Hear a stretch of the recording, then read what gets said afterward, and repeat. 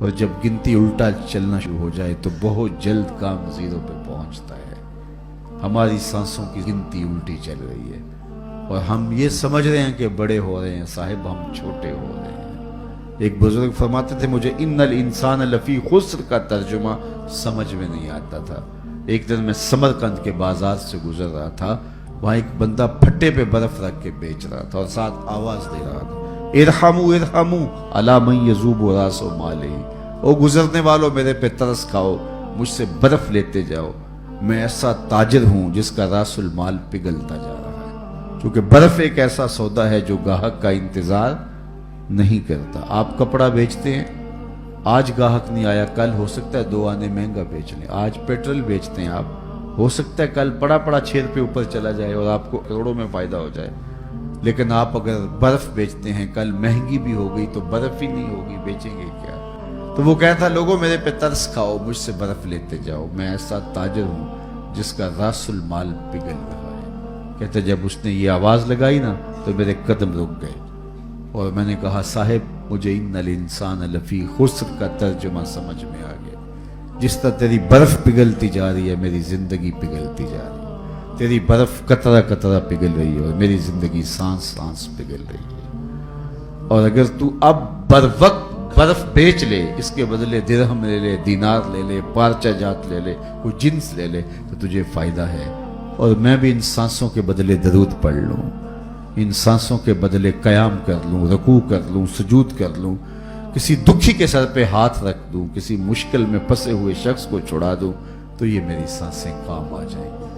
ورنہ یہ سوئے ہوئے بھی میری زندگی ٹوٹ رہی ہے اور میری سانسیں ٹوٹ ٹوٹ کے مجھ کو کاٹ رہی ہیں، یہ ایک آری ہے جو چیر رہی ہے۔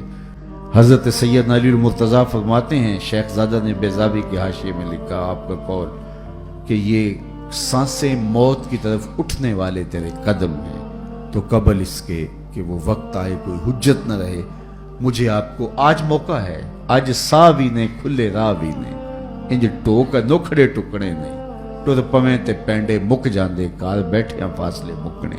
آج موقع ہے۔ وہ ایک فقیر تھا، بازار میں کھڑا رو رہا تھا تو کسی نے گزرتے ہوئے اسے رک کے کہا بابا کسی نے مارا ہے؟ کہا نہیں ایسا تو کچھ نہیں ہوا، لیکن کیوں رو رہے ہو؟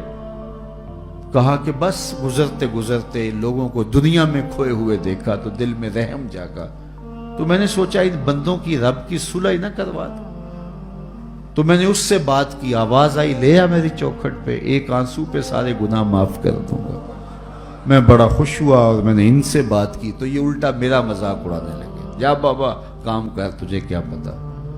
تو مجھے ان کے رویے پہ افسوس ہے اور رونا اس بات پہ آ رہا ہے کہ وہ تو مان رہا ہے، یہ مانتے ہی نہیں، میں اس وجہ سے رو رہا ہوں۔ چلو ٹھیک ہے، اگلے دن وہی شخص قبرستان کے قریب سے گزر رہا تھا تو دیکھا وہی بابا قبرستان میں کھڑا رو رہا ہے، تو پھر اس نے گاڑی روکی اور قبرستان میں چلا گیا۔ عجیب شخص ہے، بازاروں میں بھی روتا ہے، قبرستانوں میں بھی روتا ہے۔ آج کیا مسئلہ ہوا؟ کہا آج مسئلہ بھی کل والا ہی ہے۔ کیا مطلب؟ کہا کل گزرتے گزرتے ان کو دیکھا اور دنیا میں ایسے کھوئے ہوئے دیکھا کہ رب کو بھولے ہوئے تھے، دل میں ترس جاگا، خیال آیا ان بندوں اور رب کی صلح کروا دوں۔